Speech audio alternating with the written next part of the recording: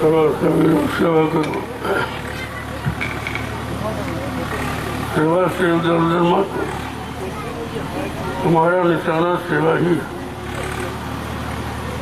और सेवा सर्वोपरि है। इससे बढ़कर कोई साधन सरल नहीं है। बाकी तो संत मत के सभी साधन बहुत कठिन है, लेकिन ये सेवा जो रखी गई है ये बहुत सरल है। इसको हर जीव कर सकता, चाहे छोटा हो बड़ा हो, गरीब हो अमीर हो, स्त्री पुरुष, सब कर सकते। इसलिए ऐसी सुलभ सेवा सबके लिए है, सब लोग इसका लाभ उठाओ। भजन से बढ़ के लाभ है। भजन तो आपसे होता नहीं है, सत्संग भजन आपको याद नहीं रहते, तो आखिरकार कोई न कोई तो आधार रखा जाएगा। ये जीव जाएगा कैसे? कर्मों की अदायगी कैसे होगी? जब तक कर्मों की अदायगी नहीं होगी, कोई भी जीव काल माया के देश से जा नहीं सकता। इतना उसका सख्त पहरा है। उसने पहरे में काम, क्रोध, लोभ, मोह, अहंकार जैसे प्रबल शत्रुओं को लगा रखा, जिनसे आपका छुटकारा पाना बहुत है। ये 5 जो उसने लगाए पहरेदार, 5 में से किसी से आप जीत नहीं सकते। तुमको सबने पहले से परास्त कर रखा है। इस काम से तो सभी परास्त हैं।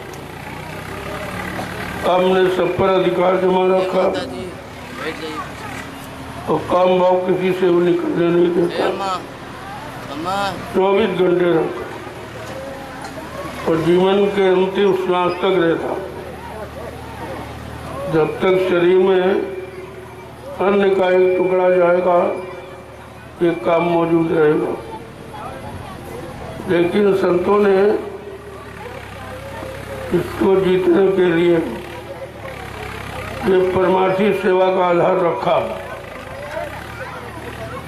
जब परमार्थी सेवा करोगे तो काम, क्रोध, लोभ, मोह, अहंकार आपके पास नहीं आएगा। और तुम कुछ भी करो ये जाने वाला नहीं है। लोगों ने पूजा किया, पाठ किया, तीर्थ किया, व्रत किया, हवन, जप, तप, यज्ञ, गंगा स्नान किया, लेकिन काम नहीं। ये काम, क्रोध, लोभ, मोह, अहंकार नहीं गया। और जब तक ये जाएगा नहीं, तब तक मन तुम्हारा साधना में नहीं लगेगा। और साधना किसी से नहीं होती। अगर मन बुद्धि किस पर कंट्रोल, नियंत्रण हो जाए और ये तुम्हारे इशारे पर काम करने लगे तो साधना सरल हो जाएगी। और इसी के लिए सब प्रयास किया जा रहा है कि आखिरकार कौन से ऐसे साधन बनाए जाएं जिससे कलयुग का जीव अपने घर जा सके। ये सोच समझकर ये परमार्थी समझाओ सेवा रखा गया कि जब सेवा करेगा तो ना तो नींद आएगी, ना किसी की निंदा आलोचना बुराई करोगे। काम को, लोभ, मोह, अहंकार भी नियंत्रण रहेगा। इसका बड़ा कौन सा साधन? इससे बढ़ के कोई साधन नहीं। और इसको भी अगर आपने नहीं किया तो फिर इसलिए बैठो मत। जब एक माला एक डलिया पर स्वीकार है तो कितना बड़ा लाभ है। इस लाभ को कमाओ। बैठे तो जीवन भर रहे हो, इतना जीवन बैठने में और खाने कमाने में चला गया, मिला आपको कुछ नहीं। परेशान, दुख, दर्द, मुसीबत और आप पर आ गई। इसलिए ये परमार्थी संधान सेवा का समय, इसको व्यर्थ में मत निकालो। एक एक पल घड़ी तुम्हारी बहुत कीमत की। जितनी डलियां डालोगे उतनी माला हो जाएगी। सुमरन करके आप एक भी माला सही नहीं कर पाते, कहीं इधर, कहीं उधर, कहीं ऊपर, कहीं नीचे, पहले नाम की कही, चौथे नाम की कही, ऐसे करते रहते हो। लेकिन ये श्रमदान सेवा का निशाना पक्का है, इसमें काल कोई दखलंदाजी नहीं कर सकता, काल की कोई चाल इसमें चलने वाली नहीं। ये ऐसी सेवा है, इसलिए सेवा को सिर माथे रखो और ये कहो हमेशा मिलती रहे। ऐसी सेवा मालिक की दया हो जाए, हम सबको मिलती रहे और हम सब अपने किए हुए पापों की भरपाई कर सके, आत्मा स्वतंत्र हो जाए, इस काल के बंधनों से मुक्त होकर अपने घर चली जाए। इसीलिए तो हम आप आए हो इस जंगल में आने का कारण और परमार्थी श्रमदान सेवा करने का मतलब क्या है। जब तक आप समझोगे नहीं तब तक कुछ नहीं करोगे। अब तो धीरे धीरे आपकी समझ में आ गया और आप लोग करने लगो। वो एक एक मिनट इसका बहुत महत्वपूर्ण है। जितनी देर बैठे हो इतनी देर में 10-5 रुपया डाल देते आप, तो तुम समय खराब कर रहे हो। आप बैठने का कोई मतलब नहीं। देखो, इस श्रमदान सेवा से सर्वप्रथम तो शरीर निरोग होगा, शरीर की बीमारियां कम होंगी, मन भी शांत होगा, धीरे धीरे निर्मल और पवित्र हो जाने लगे। ये सब इसी से होगा। ये नहीं करोगे तो कुछ नहीं, और तुम्हारे कुछ बस का नहीं।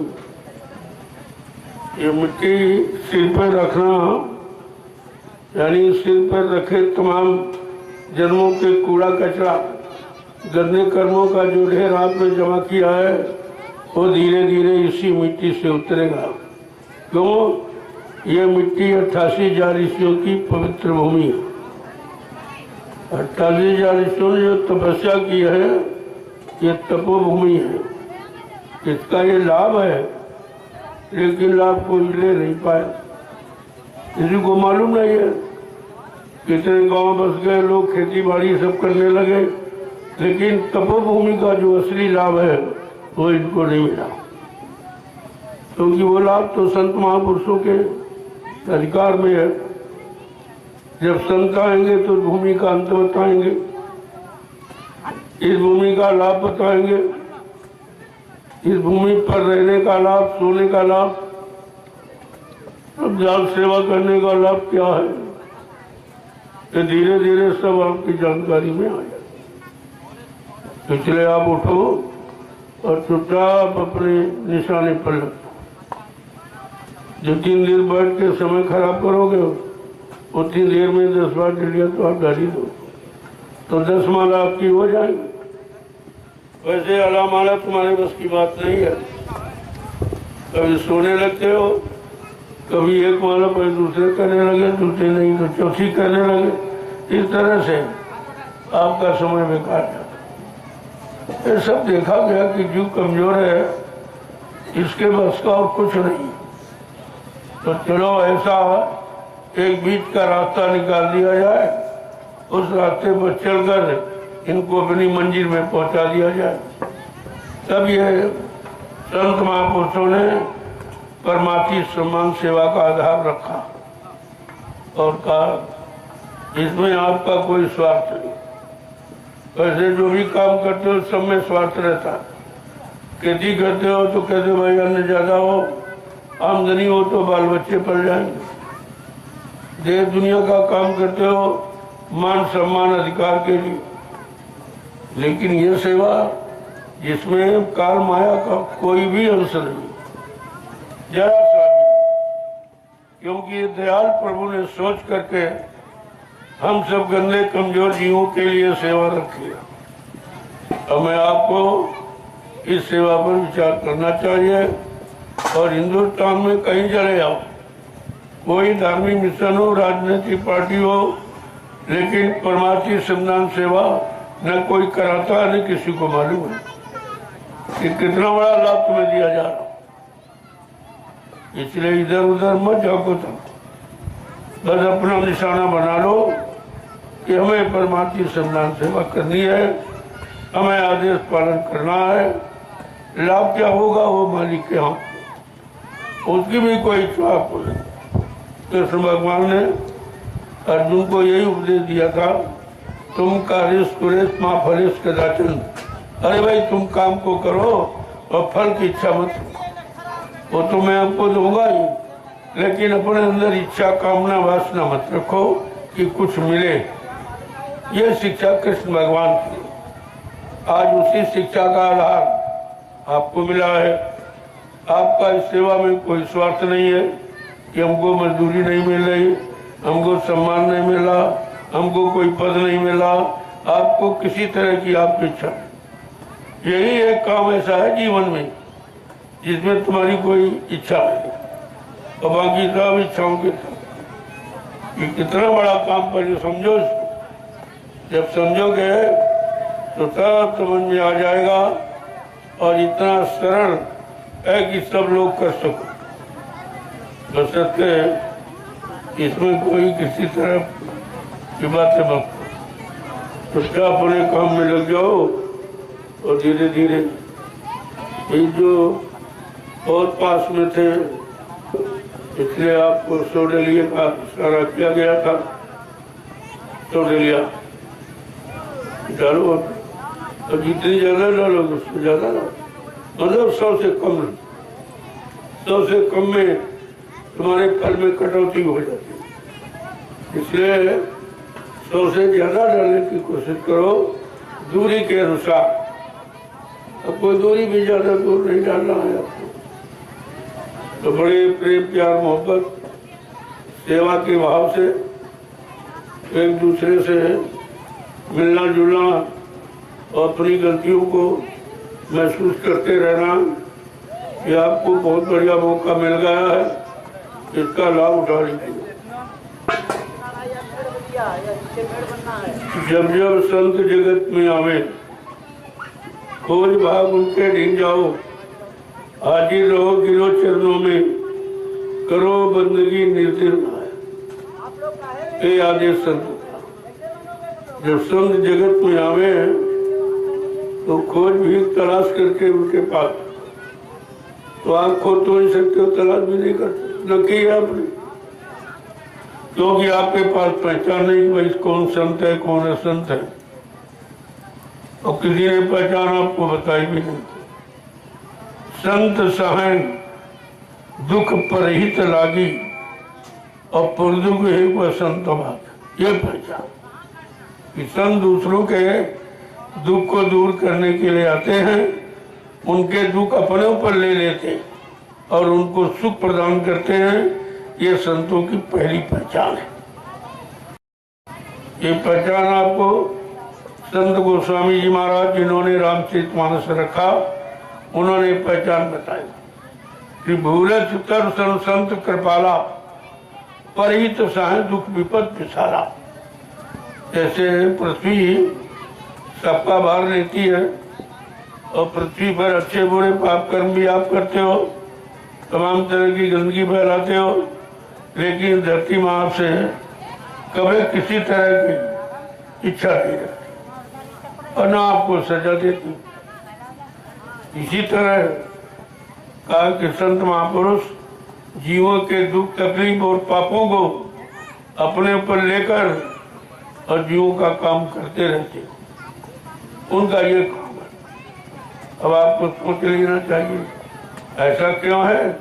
संत हृदय नौनी समाना, कहा कबिन पर कहा लिया। संतों का हृदय नवनीत माने मक्खन के समान एकदम पाक साफ निर्मल पवित्र, उसमें किसी भी इच्छा कामना वासना की कोई बूथ नहीं है, इतना पाक साफ। इसलिए उनके दर्शन या स्पर्श से कितने जीवों का भला कल्याण हो जाता है, कितने दूषित कलुषित मन शांत हो जाते। ये सब विचार आपको रखना चाहिए। जब वचनों को चौकसी के साथ सुनोगे तब एक एक वचन आपको ये सब जानकारी दे, जो जानकारी किसी किताबों में नहीं, न 4 में 6, 7, 18 पुराणों में है, और न मतलब यानी जो और भी तमाम ग्रंथ लिखे गए उनमें भी ये चीज नहीं है। वो सांसारिक लाभ, संसार की प्राप्ति, भोगों की प्राप्ति, ये तो सब लिखा है, लेकिन जीवात्मा का कल्याण कैसे होगा, जीवात्मा अपने घर कैसे जाएगी, इसका कोई जिक्र नहीं। ऐसा मालूम पड़ता है ये राज किसी को मालूम नहीं था जीवात्मा के आने का। जीवात्मा आई कैसे आई, किस रास्ते से आई, यहाँ किसने फंसा लिया, अब वो कैसे जाएगी, वो ले जाने वाला कौन होगा, ये भी जानकारी धीरे धीरे संतों के सत्संग से मालूम हो रहा। जब सत्संगों में आओगे, इसीलिए कहा गया करिए नित्य सत्संग, बाधा सकल मिटाए, फिर ऐसा और अवसर ना मिले दुर्लभ नर्तन पाए। हर रोज प्रतिरोज सत्संग करो, ये लाभ फिर कहीं आपको मिलने वाला नहीं है। छुटकारा पाने का उपाय केवल सत्संग, पाप कर्मों के ढेर को करना ये सत्संग का। जब तक सत्य का संग नहीं होगा, सत्य की जानकारी नहीं होगी, तब तक सच्चिदानंद नहीं मिलेगा, जीवात्मा सतलोक सत्कर्म नहीं जा सकेगी। ये सब जानकारी आपको रखनी है।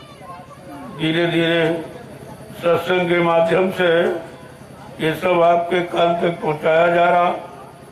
ये आप सेवा भी करते रहो और उच्च कोटि का ये निर्मल सत्संग, इसको भी सुनते रहो, जो तुम्हारे मन बुद्धि चित्त को निर्मल पवित्र बनाने वाला, संपूर्ण गंदगी को निकालने वाला है।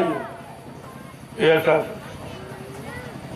इसलिए महापुरुषों ने सत्संग के बारे में भूल भूल प्रशंसा की कि सत्संग जल जो कोई पावे, मैलाई सब कट जाए। जिस किसी को सत्संग रूपी सत्ता का जल मिल जाए, देखिए कितना बड़ा लाभ, सारी कर्मों की गंदगी धीरे धीरे साफ हो जाएगी। ऐसा ये स्वरूपी सत्ता का जल है और जल का ये काम है, महत्व उसका। लेकिन ये जल किसी को लोग समझ नहीं पाते ये वचन क्या है, जीवन में कभी सुना नहीं था, इसलिए इसकी कोई पहचान भी आपके पास नहीं। 3 युगों से तुमको जड़ ज्ञान, जड़ बुद्धि बनाने वाली और जड़ता की ममता में बताने वाले और जड़ साधन आपको बताएगी। तुम्हें चेतन चाहिए, क्योंकि तुम्हारी जीवात्मा चेतन है, चेतन देश की रहने वाली है। जब तक कोई चेतन शक्ति नहीं आएगी और चेतन ज्ञान जीवात्मा को नहीं कराएगी, तब तक ये जीवात्मा न जगेगी न घर पहुंचेगी। इसलिए सत्संग का महत्व और परमार्थी सेवा का महत्व, ये दोनों महत्व भजन को बनाने वाले हैं, भजन की स्थिति तुम्हारे अंदर मजबूत करने वाले हैं। इसलिए जब तक सत्संग नहीं करोगे, सेवा का भाव नहीं बनेगा, मन का गरुड़ गुमान घमंड नहीं उतरेगा, और जब सेवा करोगे तभी तो मन साधना में लगेगा, नाम की कमाई में। ऐसे ये मन लगने वाला भी नहीं, क्योंकि बेचारा सदियों से सतयुग त्रेता द्वापर कितने युग निकल गए, इसको जड़ पूजा में और काल माया के जड़ सामानों में फंसा के रखा गया।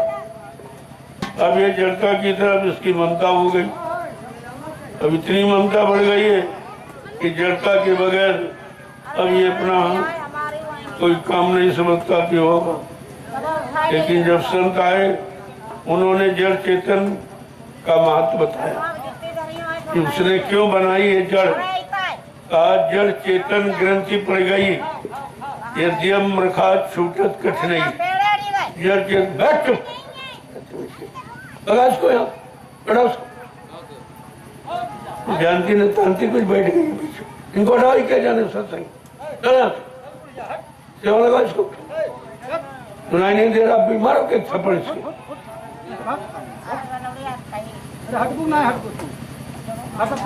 इनके एक थप्पड़ मारो, इससे नहीं जाएगी, इसकी बुद्धि में नहीं कुछ। यहाँ शोर मचाने बैठ गई पास, चले यहाँ से।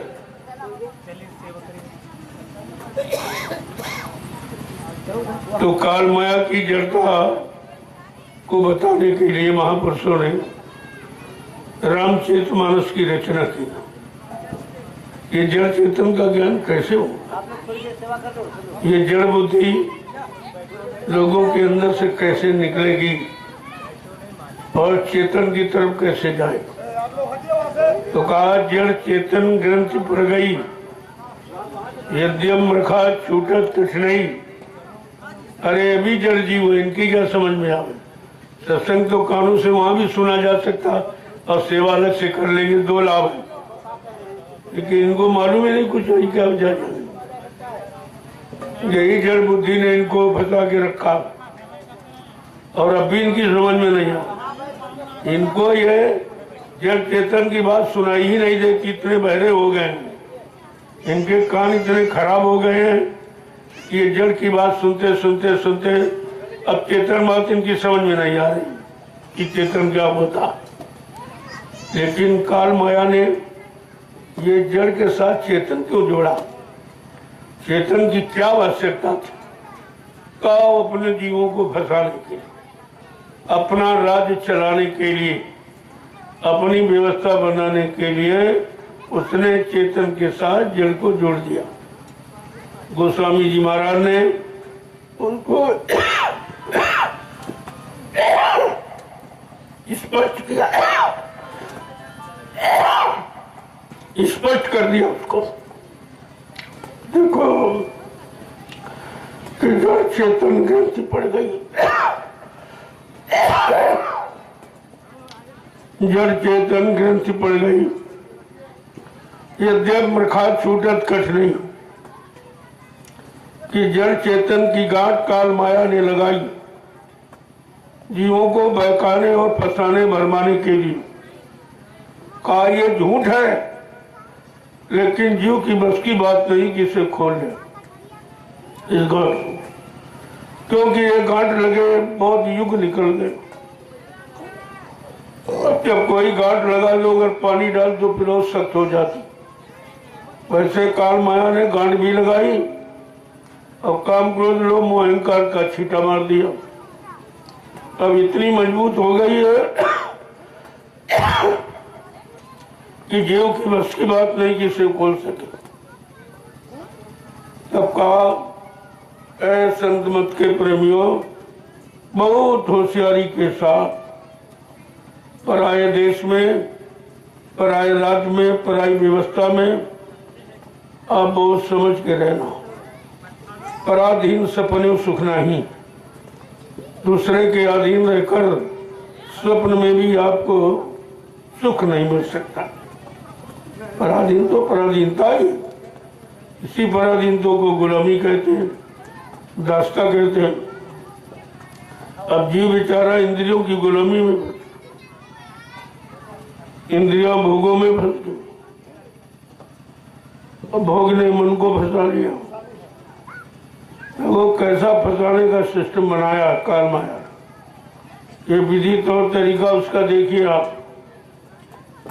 इससे छुटकारा पाना जीव के बस की बात नहीं, आप नहीं कर सकते। इसके लिए कोई समर्थ जानकार, जिनको संत महापुरुष कहते हैं, वो मिले, और तुम्हारी सारी परेशानियों के अंत में खड़ा कर दो, यानी सब परेशानी तुम्हारी दूर कर दो।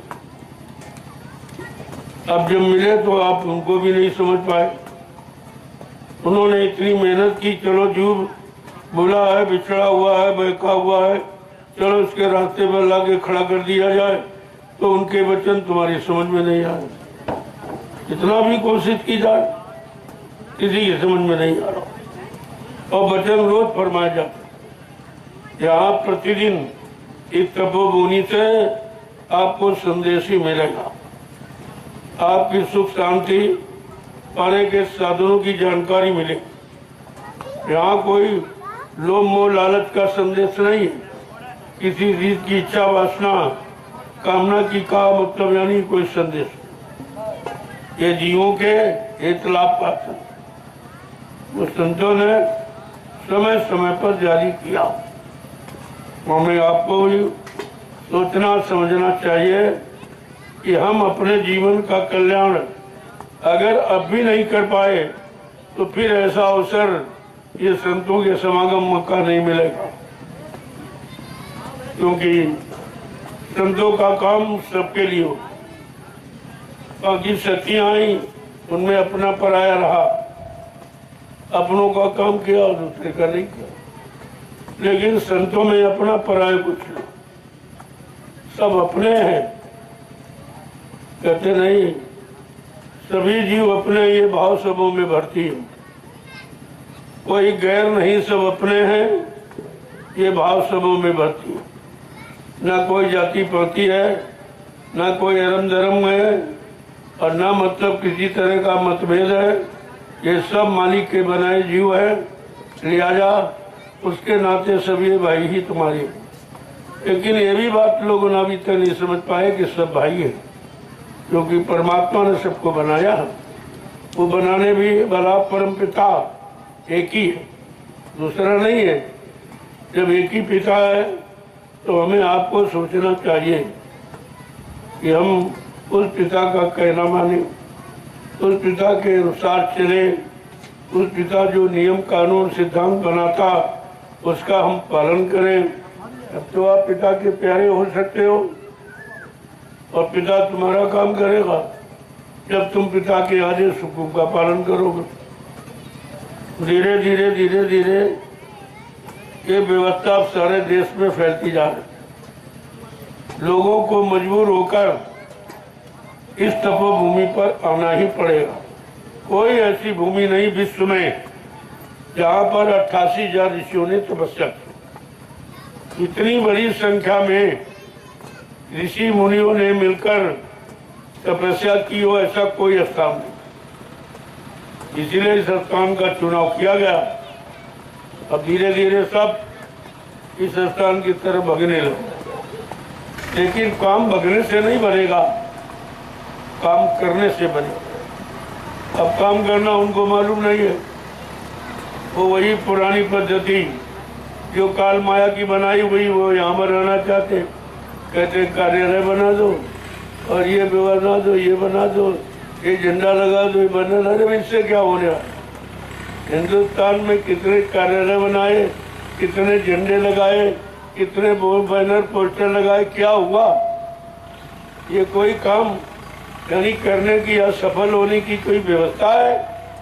जब तक लोगों के मन बुद्धि चित्त पाक साफ निर्मल पवित्र नहीं होंगे, ये बाहर का सामान कोई काम नहीं करेगा, कोई भी काम नहीं करेगा। मेरे पास आते हैं, कहते हैं, तुमने कहा भाई हमको भी मौका दो सोचने का, मैं सोच समझ के बताऊंगा, सोच समझ के काम। जब मुझे कोई आदेश होगा तो मैं उस आदेश को बता दूंगा। मैं तो कुछ जानता नहीं हूँ, हमको भी कोई बता रहा, कह रहा ये काम करो, ये काम करो, ये काम करो, तो मैं तो उसी की मानता हूँ और उसी की बात को लेकर चलता हूँ। मैं इधर उधर की ना कोई बात कहता हूँ, ना अपने मान सम्मान की बात कहता हूँ, ना हमको कुछ चाहिए कुछ। हमें किसी चीज की आवश्यकता नहीं है। समर्थ मालिक मिल जाने के बाद फिर किसी वस्तु की इच्छा ही नहीं रही।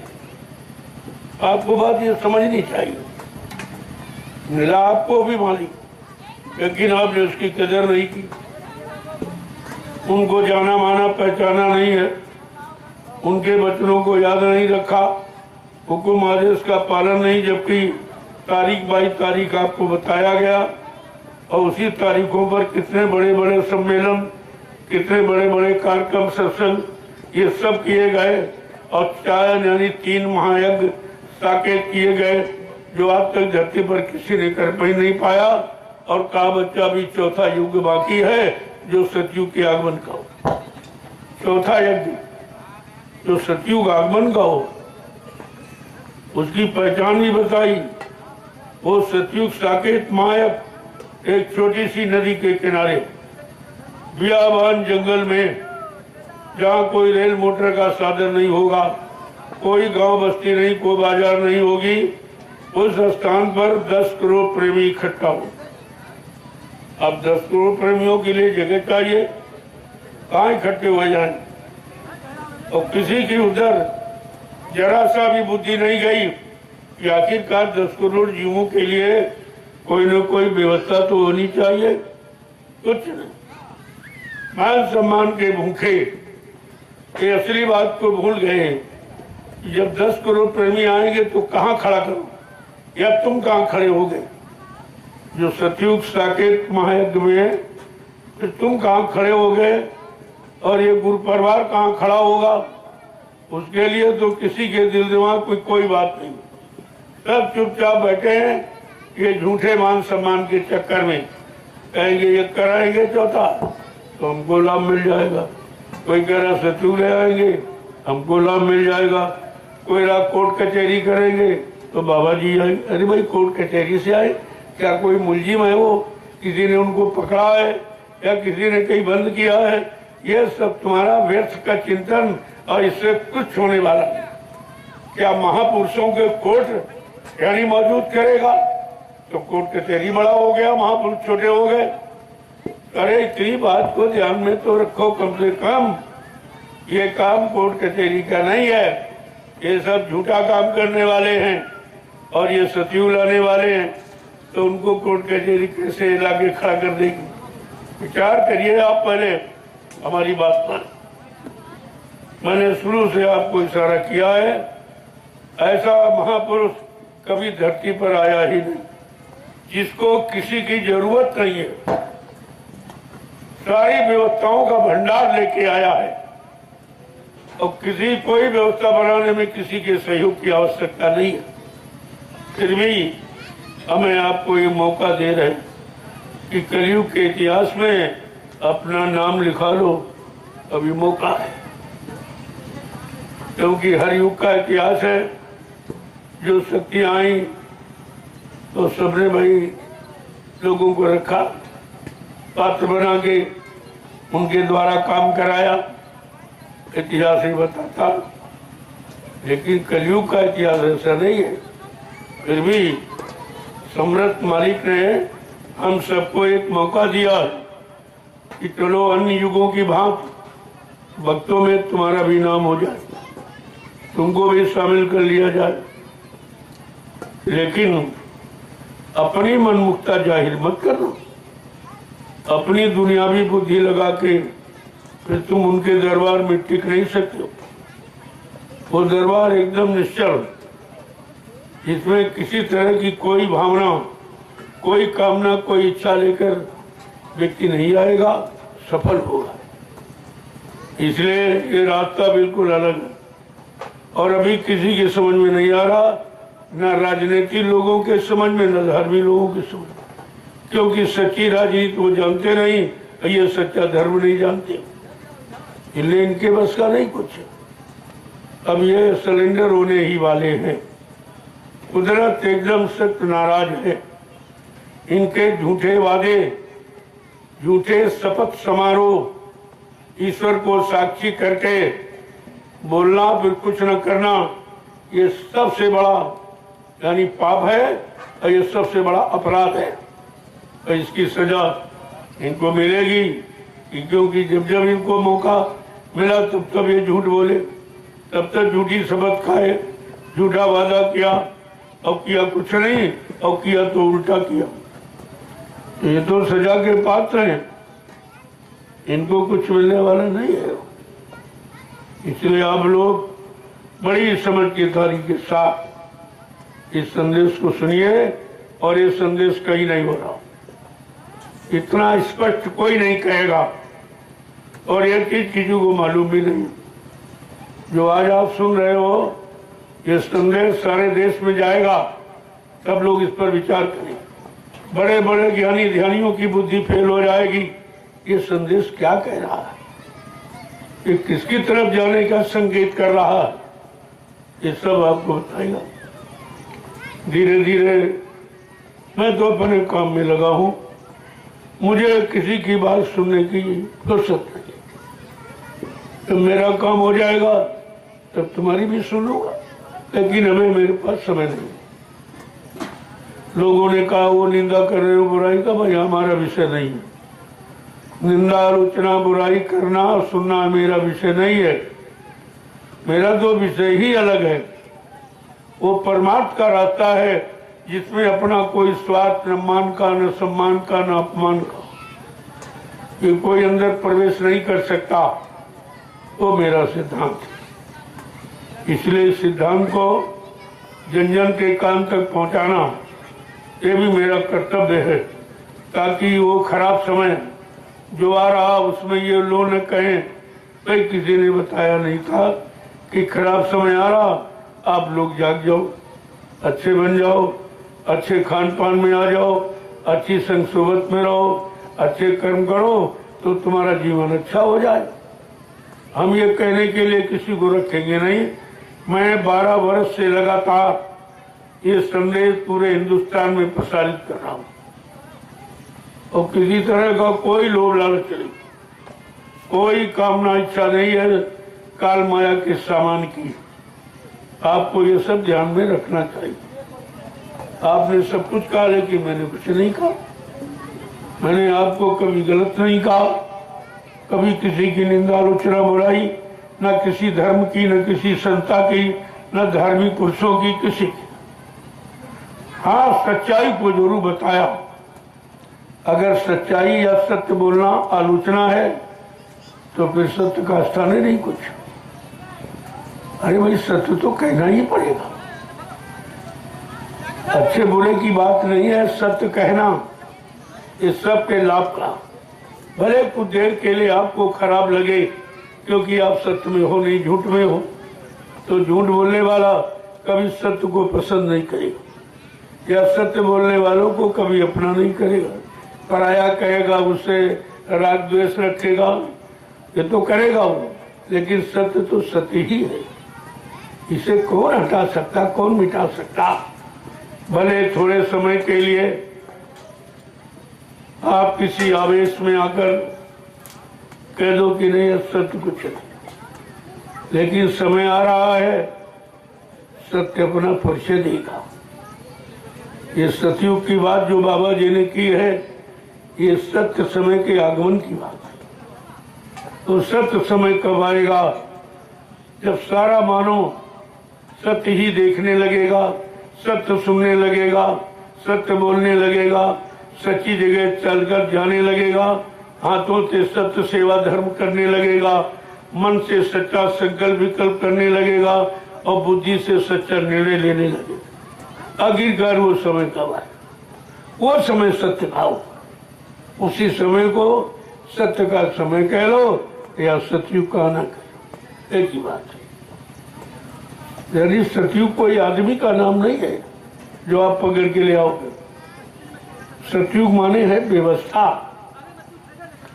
जिस दिन हम सब मानव की व्यवस्था सत्य में परिणित हो जाएगी, देखना सुनना उठना बैठना बोलना सोचना समझना करना कराना ये सत्य में परिवर्तित हो जाएगा, उसी दिन सतयुग तुम्हारे सामने आके खड़ा दिखाएगा। ऐसा नहीं है, जिस समय की बात की गई है उस समय की जानकारी भी आपको दी, लेकिन ये जानकारी किसी के पास नहीं, क्योंकि तुम सतयुग में कभी रहते ही नहीं। तुम तो काल के बनाए झूठे राज साम्राज्य की इच्छा रख करके अपने जीवन का अनमोल समय खराब कर रहे हो। जो कर रहे हो ये कुछ जाने वाला नहीं, जो रख रहे हो वो साथ ले नहीं जा सकते हो, तो फिर ये काम झूठा ही तो है। जो तुम्हारे साथ न जाए, तुम्हारे काम न आए, तुम्हारे जीवन को नरकों से न बचा सके, तो वो सत्य कैसा है? वो अच्छा काम कैसे माना जाएगा? लेकिन इस तरफ तुम्हारी भी बुद्धि अभी नहीं है। तुम केवल कहते हो, करते नहीं हो, इसलिए तुम्हारी समझ में कुछ नहीं आ। बिना किए तो अनुभव होता ही नहीं, बिना किए कोई लाभ देता नहीं है। ये तो आप जान ही गए हो, तो फिर करना चाहिए। फिर कहने में सब लोग क्यों लगे हो? ये भाषण, वो स्पीच, वो प्रवचन हो रहा, ये हो रहा, वो हो रहा, और काम कहीं नहीं हो। जिस काम के लिए प्रवचन भाषण किया जा रहा वो काम कहीं नहीं, तो इसका मतलब क्या हुआ तुम्हारे कहीं?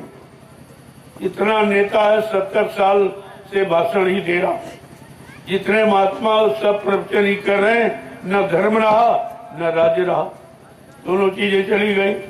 फिर तुम्हारे कहने का मतलब क्या हुआ, ये तुमको बताना पड़ेगा। और जो समय मिला है उस समय को तुमने खराब किया और उस समय में लोगों को परेशान किया है, ये खामियाजा आपको भोगना पड़ेगा। उसके लिए परमात्मा ने तमाम नरक बनाए, इस कर्म का इस नरक में भुगतान, इस कर्म का इस नरक में भुगतान। तुम्हें भी नरकों की जानकारी नहीं है, तुम्हें नरकों का ज्ञान नहीं है, तुम्हें नरकों पर विश्वास नहीं है, लेकिन जब जीवात्मा निकल के जाएगी उसको ये पता चलेगा कौन कौन नरक।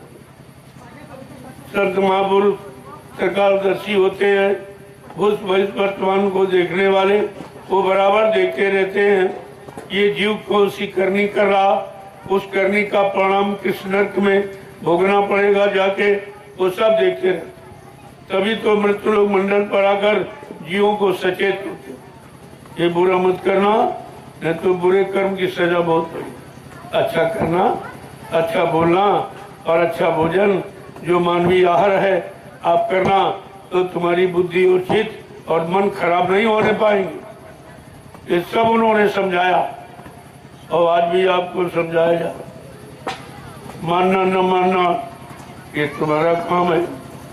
और ये भी इतिहास आपका बता रहा, जो लोग नहीं माने उनका क्या हुआ और जो मान गए उनको क्या लाभ मिला, इतिहास है। और वो भी नहीं एक छोटे मोटे लोगों का नहीं, राजाओं का। हिरण्यकशिप राजा था, जब धर्म का रास्ता छूट गया, अधर्म को अपना लिया, मानवता इंसानियत रहम और दया जब हृदय से जलने लगी, जिसके कारण व्यक्ति को नास्तिक अपराधी कहते, पापी कहते, और उस पाप की सजा उसको मिली, क्योंकि किसी की बात अच्छी सच्ची समझाने पर उसने सुनी नहीं, मानी नहीं। तो परिणाम क्या हुआ, विनाश। ये विनाश का परिणाम है।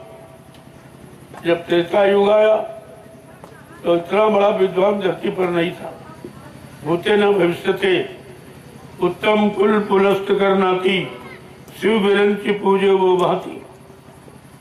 4 में 6 7 18 पुराणों का ज्ञाता रावण, लेकिन समय की बात को नहीं समझ। जो समय का नाम जगाया जाता है जीवों के काम के लिए, उस नाम को नहीं माना और कहता कि भगवान राम भगवान नहीं है, ये राम का नाम भी भगवान नहीं। बस इतनी शंका, इतनी अज्ञानता ने क्या किया, सोने की लंका भर, शंका में लंका खो बैठा। इतना तुम उतने बड़े विद्वान भी नहीं हो, उतने बड़े धनवान बलवान भी नहीं हो। जब वो नहीं बच पाया बुरे काम से, तो तुम कैसे बच जाओगे, तुम्हें कौन बचाएगा।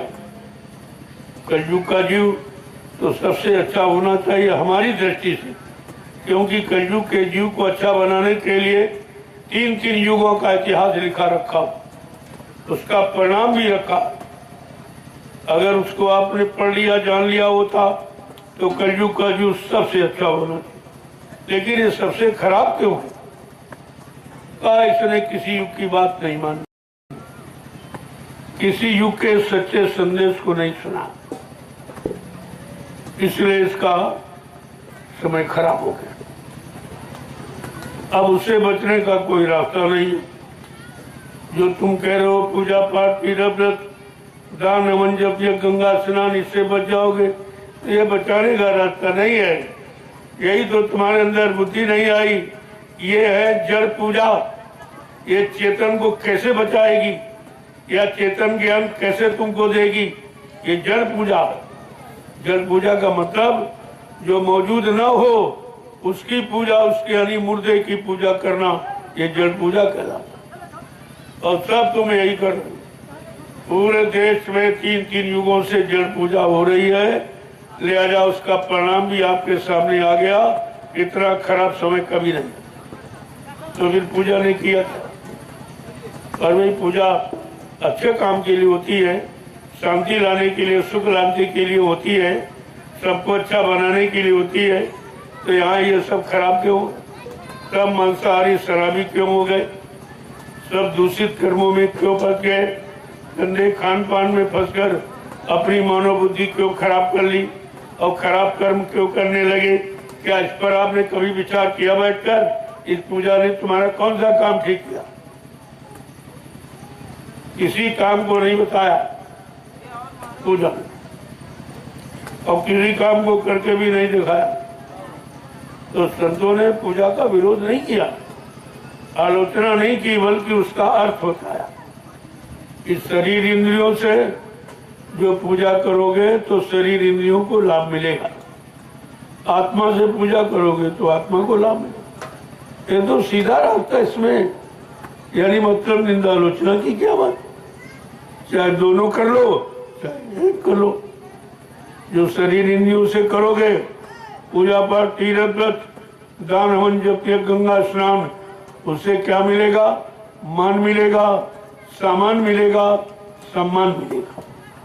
और आत्मा से भजन करोगे तो भगवान मिलेगा। ये भगवान मिलने वाला वो सामान मिलेगा। चाहे दोनों कर लो चाहे एक कर लो। महात्मा कोई विरोध थोड़ी करते, महात्मा दोनों रास्तों की जानकारी देते। इस रास्ते पर चलोगे तो ये मिलेगा, यहाँ पहुँचोगे, और इस रास्ते पर चलोगे तो ये मिलेगा, पहुँचा देगा तुमको। तो इसमें कोई आलोचना निंदा की बात नहीं होती। ये तो महात्मा कभी करते ही नहीं। तुम उनके सिद्धांतों को न समझ पाओ, उनके नियम कानून कायदे पर न चल पाओ तो बात अलग है, लेकिन वो कभी किसी का बुरा नहीं चाहते। साधु से हो नस्कारज हानि, साधु संत महात्माओं से कभी किसी के काम की कभी हानि हो ही नहीं सकती, क्योंकि वो अपने लिए अपने स्वार्थ लोभ लालच किए नहीं आते। किसके लिए आते हैं? परमार्थ के कारण साधुन धरा शरीर, परिवार समाज देश धर्म हित जो आया है, जिसने शरीर धारण किया, वो शरीर रात पार धन दौलत पाने के लिए नहीं धारण किया। उसका तो शरीर धारण करना जीवों के लाभ देने के लिए। तुम बात ही नहीं समझ पाते। अपना जैसा हाथ पैर नाक कान मुंह वाला समझते हो, तभी आपको शंका हो जाती। इसलिए सच्चाई के साथ, लगन के साथ जब वचनों को सुनोगे तो अच्छाई बुराई का ज्ञान आपको हो जाए। सत्य क्या है, असत्य क्या है, ये सब आपकी जानकारी हो जाए। गोस्वामी महाराज ने पहले लिख दिया, अगर बुद्धि में विवेक क्या लाना चाहते हो, सच्चाई को समझना चाहते हो, सच्चिदानंद प्राप्त करना चाहते हो, जीवात्मा को सतलोक सचखंड पहुंचाना चाहते हो, तो आपको सत्संग सुनना ही पड़ेगा। बगैर सत्संग के कुछ नहीं। कितना भी तुम जोर लगा लो, अब कुछ होने वाला नहीं है। इसलिए अभी एक बार आपके पास आखिरी मौका है, सोच लो, समझ लो और अपना लो, तो अभी आपका बचाव हो सकता। और नहीं तो अहंकार यहाँ किसी का रहा नहीं। तुम तो कुछ भी नहीं हो, भले अज्ञानता में अपने आप को कुछ लगाते हो, लेकिन तुम कुछ एक झटका भी नहीं बर्दाश्त कर सकते। और कुदरत सख्त नाराज है, ये बार बार जानकारी आपको दी। उसकी नाराजगी आपकी समझ में नहीं आ रही। उसकी नाराजगी को दूर करना किसी इंसान की बस की बात नहीं है। उनका संबंध महात्माओं से होता है, और महात्माओं का सीधा संबंध प्रकृति से होता है। वो प्रकृति से तुम्हारा सब कुछ काम करवा सकते हैं, लेकिन जब तक वो आदेश नहीं देंगे, प्रकृति कुछ भी नहीं करेगी।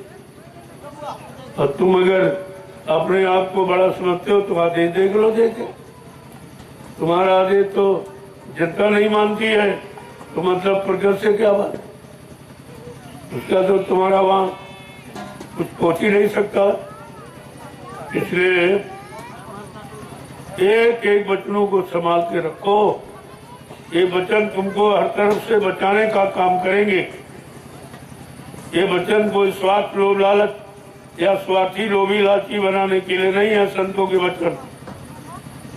ये सब जानकारी आपको रखनी चाहिए।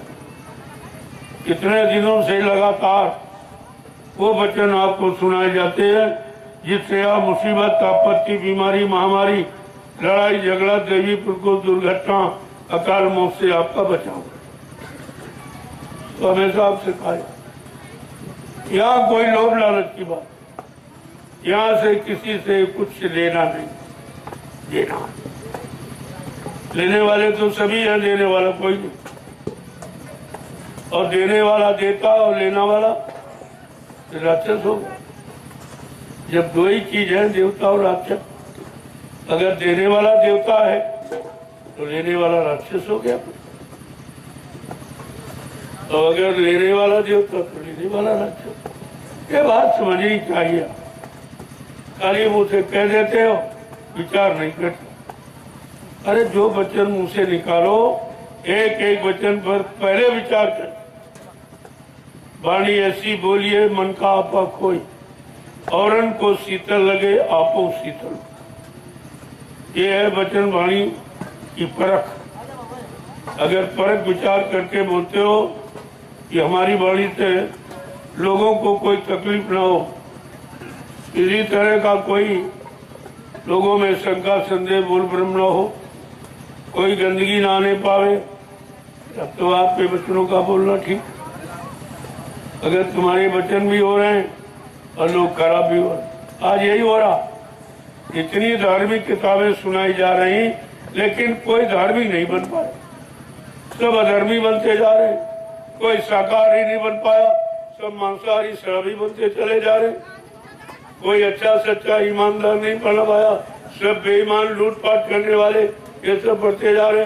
तो तुम्हारे धार्मिक ग्रंथ कर क्या रहे? जो किताबों में लिखी शिक्षा आप पढ़ते हो, लोगों को सुनाते हो, क्या तुम सुधरे हो या तुमने एक व्यक्ति को कभी सुधारा है? प्रेमी, और ये सुधार नीति किताबों से नहीं। जब तक जीव को उसकी अच्छी करने का अनुभव नहीं कराया जाए, अच्छी करने पर नहीं चलाया जाएगा, मानवीय अच्छे भोजन को नहीं दिया जाएगा, तब तक मन बुद्धि चित्त निर्मल नहीं होगा। और जब तक ये निर्मल नहीं होंगे, कोई अच्छा सच्चा काम होने वाला नहीं। इस बात पर आपको विचार करना चाहिए। मैं तो प्रार्थना ही करता रहता हूँ। अरे भाई, देश समाज में आए हो, रह रहे हो, कुछ देश समाज के लिए कर लो। सब अपने लिए सोच रहे हो, हमको गद्दी मिल जाए, हमको कुर्सी मिल जाए, हमको मान मिल जाए, हमको सम्मान मिल जाए, तो फिर भारत को, जनता को क्या मिलेगा? जब सब तुम्ही को मिल जाए और कुछ बचे ना, फिर ये जनता को क्या दोगे आप? इस पर भी विचार नहीं कर एकदम बच्चों को। अरे भाई, जब तुम चाहते हो वही सबको चाहिए। जो तुम्हारे अंदर है वो सबके अंदर, जो तुम्हारा मन है वो इनके अंदर, जो इच्छा कामना तुम्हारे मन में है वो इनके अंदर। फिर एक बीच का रास्ता क्यों नहीं निकालते? तुम सुखी भी हो जाओ और लोगों को सुखी बना दो। तुम आनंदित हो जाओ, लोगों को आनंदमय बना दीजिए आप। तुम सुखी रहो, यानी मतलब तो लोग सुखी रहे। ये रास्ता क्यों नहीं अपना? खाली कहते हो, कहने से कुछ काम नहीं होगा। कहते कहते तुम्हारे 70 साल निकल गए और कुछ नहीं किया। शपथ कसम खाते ईश्वर की 70 वर्ष निकल गए। तुमको ईश्वर का भी डर नहीं है, उनको भी मतलब यानी झूठा समझ करके और झूठे काम करने लगे, वादा खिलाफी करने लगे अपनी प्रजा से। राजा प्रजा को पुत्र समझता है, जैसे अपने बच्चे का लालन पालन करता है, ऐसे जनता का को अपना पुत्र समझ के लालन पालन करता। ये राजा का फर्ज कर्तव्य है। जब राजा अपने कर्म कर्तव्य को भूल गया कि हमारा कर्म कर्तव्य जनता के साथ क्या है, ये प्रजा हमारी पुत्रवत है, हम पुत्रवत व्यवहार करें ताकि इसको कोई कलेश ना हो। और इसीलिए राजनीति में संत गोस्वामी जी महाराज, जिन्होंने रामचरितमानस लिखा, उत्तरकांड में बड़े 7 शब्दों में था अगर इस भारत जैसे धार्मिक देश को अगर राजा की जरूरत है तो राजा कैसा होना चाहिए? जा सुराज प्री प्रजा दुखारी, देखे इतना साफ गोस्वामी जी महाराज ने रामचरितमानस के उत्तरकांड में लिखा राजा के लिए कि जा सुराज प्री प्रजा दुखारी, सो न पवस नरक अधिकारी। जिसके राज में प्रजा दुखी है वो राजा नरक में जाएगा। क्या इन लोगों ने ये नहीं पढ़ा है? क्या रामचरितमानस श्री राम की जय बोलते हो, झंडा लिए घूम रहे हो, क्या श्री रामचरितमानस की कोई बात नहीं समझ में आती? अरे श्री रामचरितमानस ही श्री राम है और श्री राम ही श्री रामचरितमानस है। ये क्यों नहीं समझते? ये तो वचन तो ये कह रहा तुम्हारे लिए, तुम उन वचनों को भी नहीं मानते हो कि जिसके राज में प्रजा दुखी है वो राजा नरक में जाएगा। तुमको नरक का भी भय नहीं, क्योंकि नरक की परेशानी तुम्हें याद नहीं है।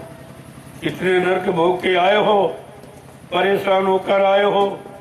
जीवात्मा से पूछो जिसने प्रार्थना की है और मांग कर अब की बार ये मानव अनमोल शरीर ले आई है, उससे आप पूछिए बैठ करके, तो तुम्हारी समझ में आ जाएगा कि हम क्या कर रहे हैं। इतना बड़ा संदेश रामचरितमानस श्री राम ने दिया है, जिसको संतों ने कह के समझाया कि जा सुराज प्री प्रजा दुखारी, सो न पवस नरक अधिकारी। जिसके राज में प्रजा दुखी होगी वो राजा सीधे नरक में जाए, कोई नहीं बचा सकता उसको। और जो उसके साथ रहते वो भी नरक में जाएंगे। अरे भाई जहाँ वो जा रहा वही तो तुमको ले जाएगा। इतने लोग साथ में जुड़ रहे हो, जहाँ वो जा रहा वही तुमको भी ले जाएगा, उन्हीं नरकों में। ना तुमको मालूम ना उसको मालूम, इसलिए तुम्हारी समझ में नहीं आ रहा। महापुरुषों ने ये जानकारी क्यों लिख के दी कि राजनीति बिन धन धर्मा, प्रभु समर्पे बिन सत्कर्मा। ये धार्मिक देश की धार्मिक राजनीति ये धार्मिक पुरुषों के द्वारा। धार्मिक कौन है? शाकाहारी, सदाचारी, ब्रह्मचारी, उसको धार्मिक। बगैर इसके ये धार्मिक देश की धार्मिक राजनीति नहीं चलाई जा सकती। प्रभु समर्पे बिन सत्कर्मा, सत्कर्म करने की इच्छा रखेगा और ये सब प्रभु के समर्पित है। न मेरा राज है न मैं राजा हूँ, ये प्रभु आपको समर्पित। तुझेयम वस्तु गुरुदेव तुभ्यमेव समर्पयामि। सोचना तो आपको ये चाहिए कि समझ में आ जाए तो तुम्हारा घड़ा तो गया भर, तो फूटने वाला समझ में कैसे आएगा? जब पाप स्वार्थ लोभ लालच का घड़ा भर जाता है, जब फूटने का समय आता है तो मानव की बुद्धि कैसी हो जाती, ये भी लिखा है। कोई चीज छोड़ी नहीं है, वो भी लिखा। लेकिन तुम्हारे पास पढ़ने का समय नहीं, ना मानने की तुम्हारे अंदर इच्छा। जब जैसी हो तब्यता तब तैसी मति होए, काल रेख की लेख को मोड़ सके नहीं खोए। कितना साफ लिखा। जो आपने किया है उसका फल पाने का समय उसी को होनी कहते हैं, वो आ रहा है। उस समय मानव की बुद्धि विकृत हो जाती। क्यों? कि उसका पापों का घड़ा फूटने वाला। ये सब लिख करके रखा और संतों ने उसकी जानकारी दी। आप तो सब वचन समझ नहीं पाओगे। एक संत ने लिखा और दूसरा संत उसका अनुमोदन कर रहा, उसको समझा रहा, बता रहा। तो आपको तो सोचना चाहिए था। तो नहीं सोचोगे तो भाई समय खराब आ रहा, उससे तुम भी नहीं बचोगे और तुम्हारी प्रजा भी नहीं बचेगी। ये दोनों को नुकसान होगा, राजा प्रजा। मैंने आपसे प्रार्थना की थी चुनाव के पहले कि हिंदुस्तान की माली हालत इतनी अच्छी नहीं है, लिहाजा भारत की जनता को देखकर और अपने आप को समझकर आप चुनाव को रोक दीजिए, आगे करा लेना। जनता तुम्हारी है, अच्छा काम कर लो, ये कर्जा खत्म हो जाए, सब शांति सुकून में आ जाए, चुनाव करवा लेना। मैं कब मना करता हूँ? मैं तो आगे का समय खराब देखकर इशारा करता हूँ। मानो कोई ठीक है, ना मानो तुम जानो। नहीं माने, पहले का इतना कर्जा लदा है और 70 अरब इस चुनाव का फिर से कर्जा लदा, ये कौन देगा? ये भारत की जनता। कोई नेता लीडर नहीं देगा, कोई सांसद विधायक नहीं देगा, कोई प्रधानमंत्री मुख्यमंत्री नहीं देगा। ये कर्जा भारत की जनता को रो रो के देना पड़ेगा। ऐसा नहीं है, कोई देने वाला दूसरा नहीं। ये किसान है, मजदूर है, छोटे कर्मचारी अधिकारी हैं, छोटे दुकानदार व्यापारी, यहीं से लिया जाएगा और कोई देने वाला नहीं है। मैंने चुनाव के पहले भी बताया और मैं 12 वर्ष से लगातार यही संदेश जन की सुख शांति का दे रहा हूँ। मानो न मानो, ये तुम्हारी बात है, मेरा फर्ज और कर्म कर्तव्य है, मैं वो अदा करता हूँ। क्योंकि हर युग में अपने राजा और प्रजा की रक्षा के लिए उस समय के महात्मा गुरु जो थे, उन्होंने उसको समझाया, आगे आने वाले समय की जानकारी दी। देखो ये समय खराब आ रहा, तुम इस तरह से अपने काम करो कि तुम्हारा और तुम्हारी जनता का सुकून बना रहे। सबने पालन किया, लेकिन आपकी समझ में क्यों नहीं आ रहा कि आप में झूठा अहंकार है। महात्माओं को समझना, देखना, ये तुम्हारे बुद्धि के परे। तुम समझ ही नहीं सकते कि महान आत्माएं किस लिए आती हैं और कौन सा काम करके जाती हैं। मैंने तो इशारा किया है, आज भी इशारा कर रहा हूँ। अगर आप सच्चे भारतवासी हो तो अपनी भारतीयता में आ जाओ, अपनी भारतीय पहचान तो बताओ। तुम कैसे अपने आप को भारतवासी कह रहे हो? तो पहचान हमेशा वेशभूषा से होती, हर देश की वेशभूषा अलग है, लेकिन भारत की खिचड़ी है। खिचड़ी किसी एक का नहीं, सबकी नकल कर रहा। पहली बात तो आपकी वेशभूषा नहीं, भारत जो ऋषि मुनि महात्माओं की बनाई हुई है, कुर्ता धोती है, कमीज पैजामा है, सदरी टोपी और पगड़ी और लंगोटी, ये भारतीय वेशभूषा जो नियमित और संयमित है। इसको पहनकर अपनाकर तुम्हारा मन शांत हो जाएगा और जो दुखेंगे उनको भी शांति प्रदान। इसलिए हमारी प्रार्थना है भारत के समस्त प्रेमियों को जो रहते हैं कि आप लोग भारतवासी हो। भारतवासी किसी जाति मजहब धर्म के नहीं, कोई फिरका, कोई बंटवारा, कोई मतभेद नहीं, सब लोग भारतवासी। अपनी पोशाक में आ जाओ, वेशभूषा में आ जाओ, तो क्या होगा? तुम्हारा मन शांत होगा। इतनी शांति है, ये ऋषि मुनि महात्माओं की देन है जो उन्होंने वेशभूषा को रखा है।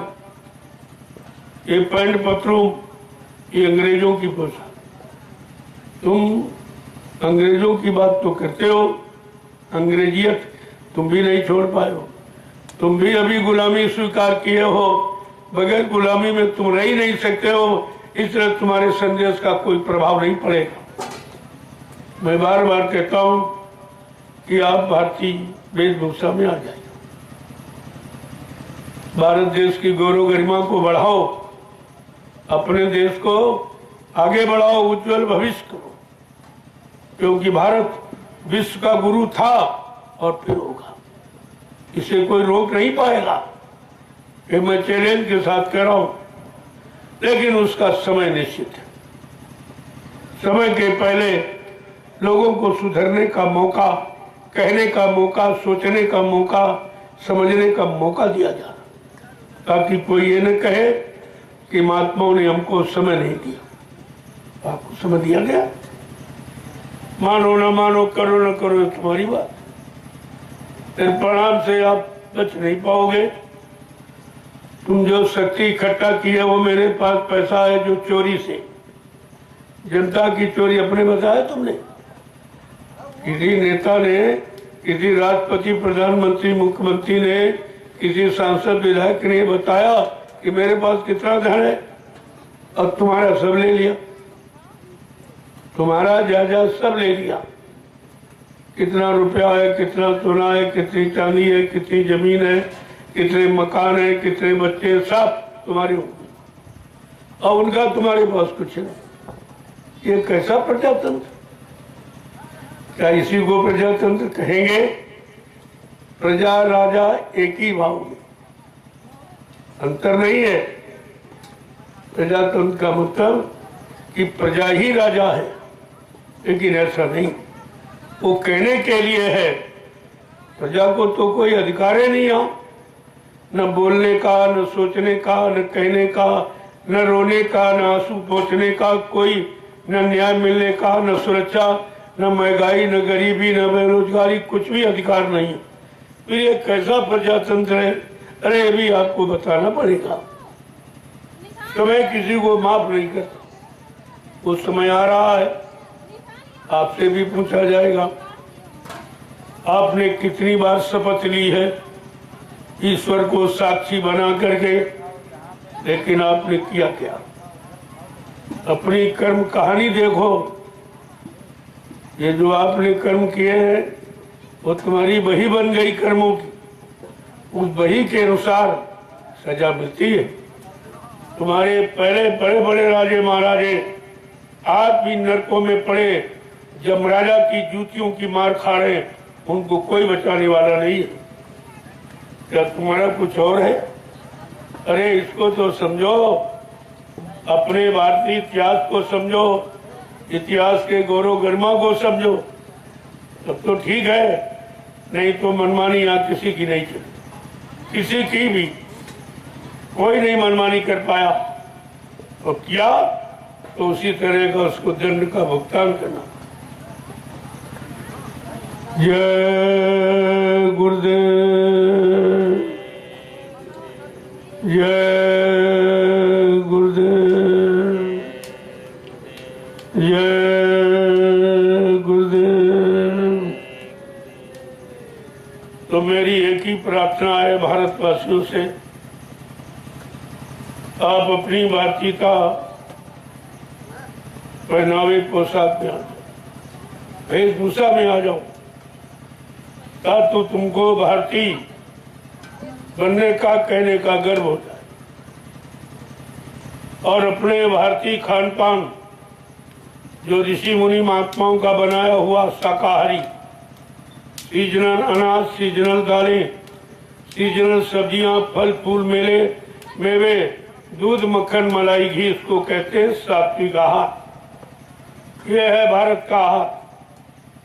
जब ये आहार करोगे तब तुम्हारे अच्छे सच्चे विचार बनेंगे, अच्छे सच्चे विचार बनेंगे, अच्छे कर्म करोगे तो आपको, आपकी जनता को अच्छा फल मिलेगा। ये फल पाने का ये है। तीसरी बात, अगर तुम हिंदुस्तानी हो तो अपनी हिंदी भाषा संस्कृत को प्रधान करो, उसको लाओ। विदेशी भाषाओं को बोलकर अभी तुम विदेशियों की गुलामी में ही हो। तुम उनकी भाषा के गुलाम हो, उनकी वेशभूषा के गुलाम हो, उनके भोजन के गुलाम हो, तो तुम्हारी गुलामी गई कहाँ? अब तो असली गुलाम हो कि बगैर उसके तुम रह ही नहीं सकते। एक बार विचार तो करो कि जिनको भगाने के लिए देश में लोगों ने कितनी कुर्बानी दी है, कितनी माताएं निपुती हो गई, कितनी बहनों का सुहाग लुट गया, तब आजादी का दर्शन हुआ। आज वो आजादी जो इतनी बड़ी त्याग तपस्या के बाद मिली, आज उसकी बर्बादी। ये क्या होगा? क्या बर्बादी के लिए आजादी दी गई? कुर्बानी दी गई थी, अपने आप को न्यौछावर किया था, बलिदान किया। अरे नहीं तुमने किया, लेकिन जिन्होंने किया उनकी तो गौरव गरिमा को ध्यान में रखो। तुम्हारे में तो दर्द नहीं आ सकता वो, क्योंकि जाके पैर न गई बीमारी, जो सो क्या जाने पीर पर आई।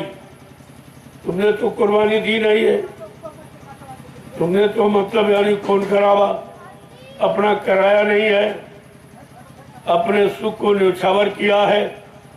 ये काम तो तुमने नहीं किया, लिहाजा वो भाव तुम्हारे अंदर नहीं बन सकता है।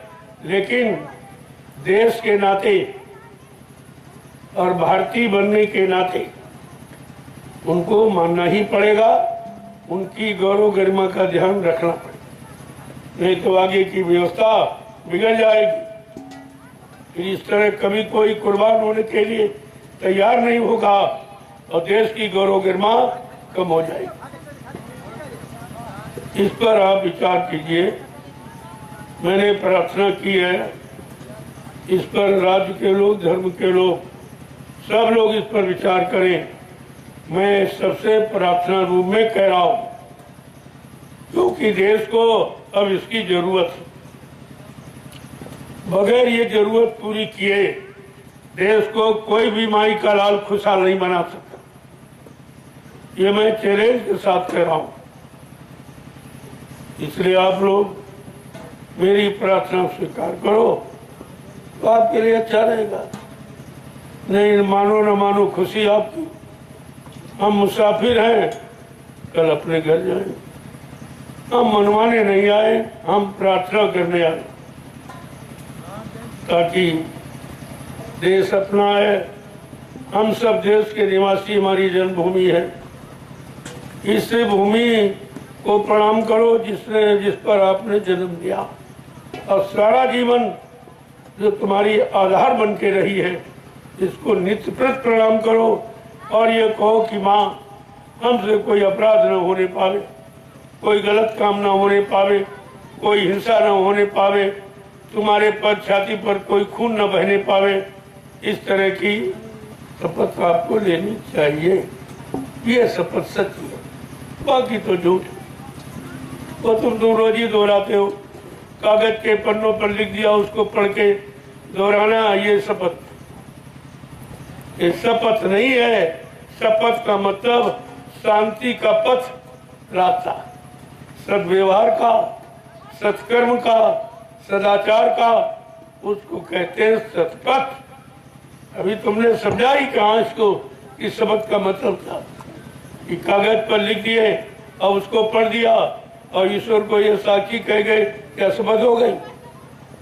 ये तो कितनी बार आपने शपथ खाई है, पढ़ी है, कुछ नहीं हुआ, कुछ नहीं हुआ। अब कुछ नहीं किया और तुम्हारे बस का कुछ है भी नहीं। ये समय बहुत निकल गया। जितनी बार मौका दिया गया उतनी बार तुम्हारे पर जनता के कर्मों का बोझा लाद दिया गया। ये कितने जन्म लेकर भी इसे अदा नहीं कर पाओगे। अभी तुम हंसी मजाक समझते हो, तुम्हें कर्मों का खेल कहाँ मालूम। कर्मों का हिसाब और माया का प्रसार ये संतों के सिवा कोई जानता ही नहीं। तुम कहां से जान जाओगे। जय गुरुदेव,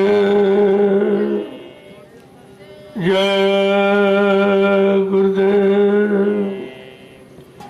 जय गुरुदेव। सभी प्रेमी जोर से बोलो, सब मिल बोलो। बोलना होगा, अभी से बोलो। दुख दर्द हरेंगे, सब कष्ट मिटेंगे, सुख शांति भी देंगे। सबके दाता, सबके मालिक, प्रेम से बोले। ये नाम नहीं इंसान का, ये काम नहीं इंसान का। आज जो काम इस बियाबान जंगल में हो रहा है, वो हिंदुस्तान में किसी इंसान के बस की बात नहीं है जिस काम को करा देता। ये पहली पहचान आपके सामने, ये किसी के बस की बात नहीं है।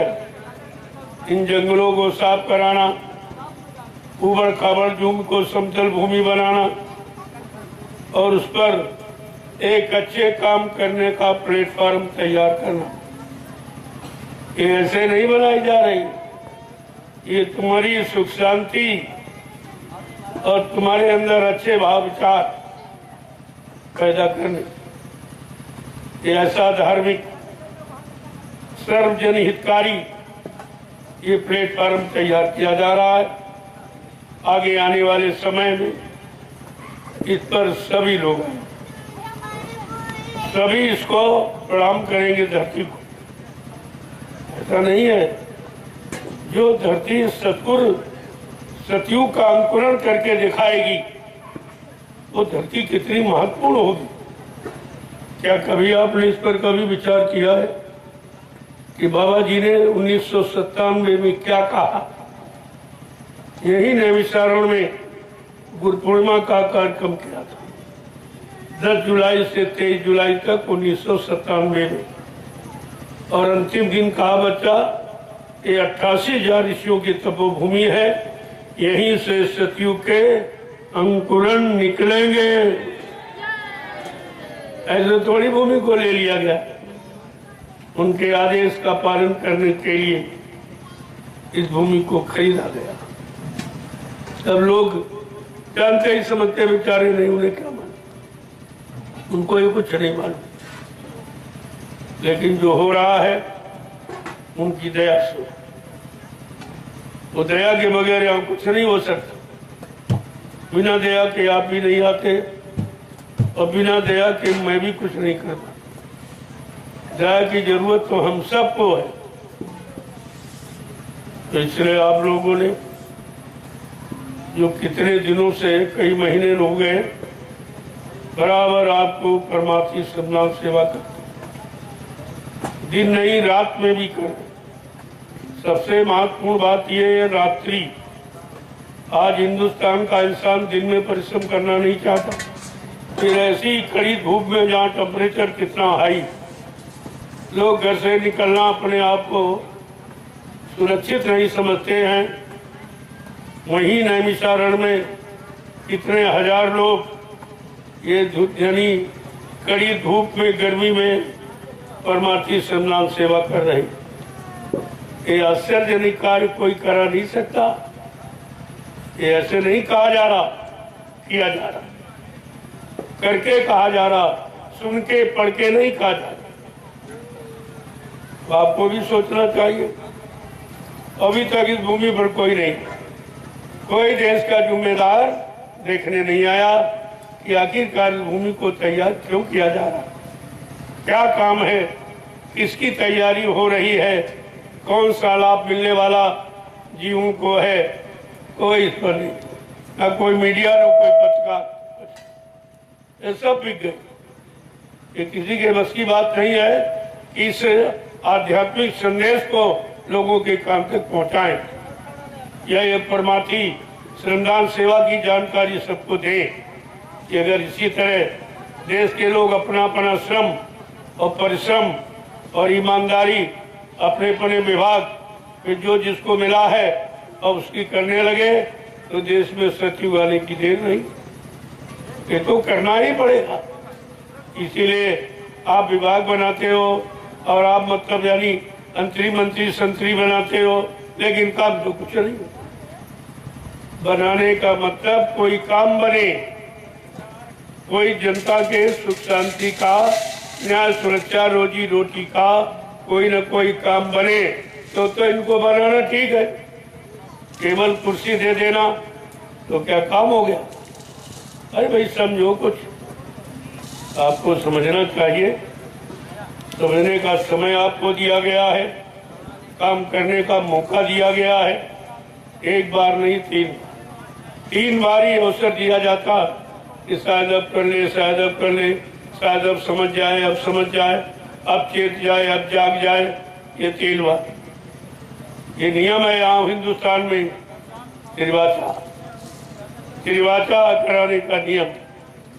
ये त्रिवाचा का समय है, नहीं करोगे तो पिछला जो समय मिला उसका भी बोझा तुम्हारे पर लाद दिया जाएगा, फिर तुम्हारा इस मृत्यु लोग मतलब में कोई ठिकाना, किसी तरह का कोई ठिकाना नहीं। जय गुरुदेव, जय गुरुदेव, जय गुरुदेव नाम किसका, जय गुरुदेव नाम किसका, प्रभु का प्यारा नाम।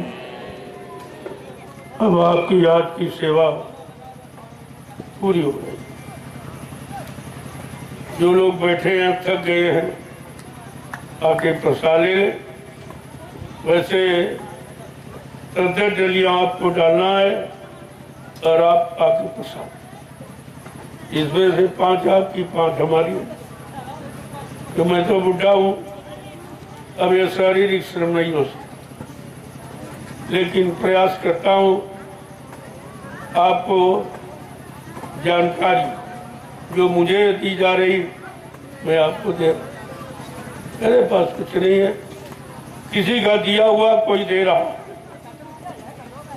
कह रहा भाई मेरी बात आगे कही, बता दो लोगों को, और ये काम ये काम ये काम आगे से आगे बता दो, और आगे कुछ होने वाला जो संदेश मिलता जाएगा आपको सुनाता जाऊंगा। जो दया मालिक की होती जाएगी आपको देता रहूंगा। मेरा इसमें कुछ नहीं है, मैं तो निमिष मात्र, आज यहाँ कल वहाँ परसों वहाँ, मेरा क्या ठिकाना है कि कोई स्थान है नहीं, कोई घोंसला पक्का है नहीं जहाँ पर रह सकूं। इसलिए समय समय पर जो आदेश मिलता रहेगा काम करता रहूंगा। आपके लिए जो आदेश होगा तो आपके लिए सेवा का आधार बनाता रहूंगा। जय गुरुदेव।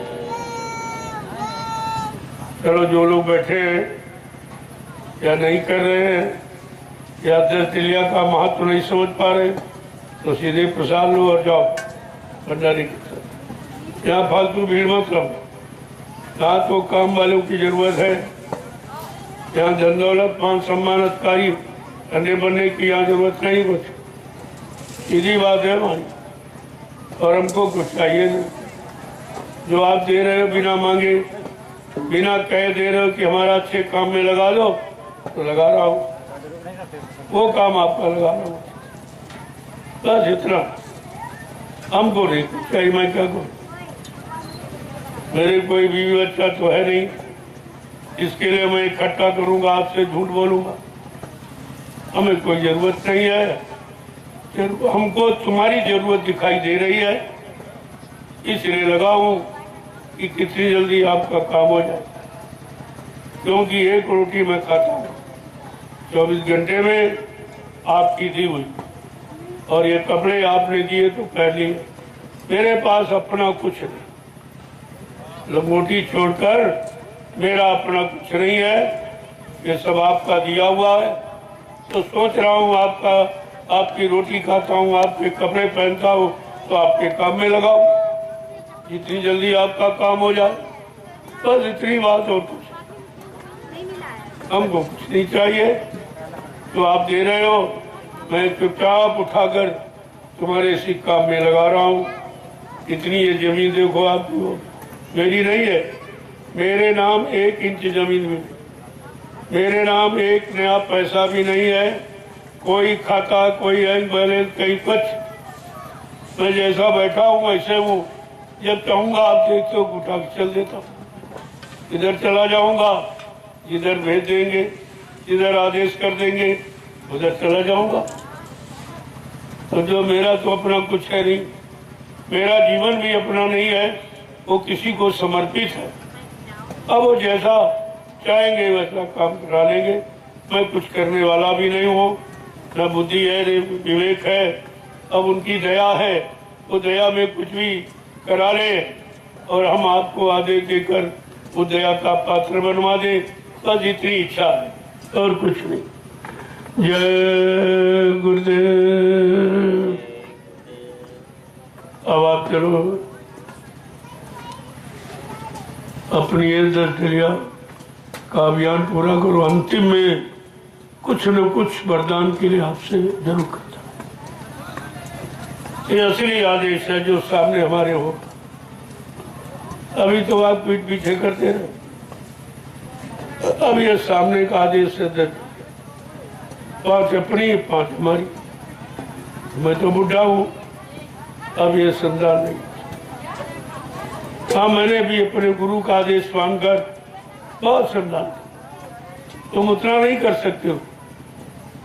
8-8 10-10 घंटे लगातार फावड़ा चलाना, लगातार जलिया ढोना, तमाम तरह की अन्न और सेवाएं वो सब करना, जंगल को साफ करके आश्रम का निर्माण, मथुरा, ये सब मेहनत से हुआ। ऐसे नहीं, मेहनत की है तब आपसे मेहनत करवा रहा हूँ। उसका लाभ मिला है तो आपको लाभ मिल जाए, इसलिए आपको से प्रार्थना करता हूँ। यहाँ कोई काम इस तरह का नहीं है कि मैं कोई आदेश देने वाला हूँ। हमको भी कोई आदेश देता है, मैं आपको सुना देता हूँ।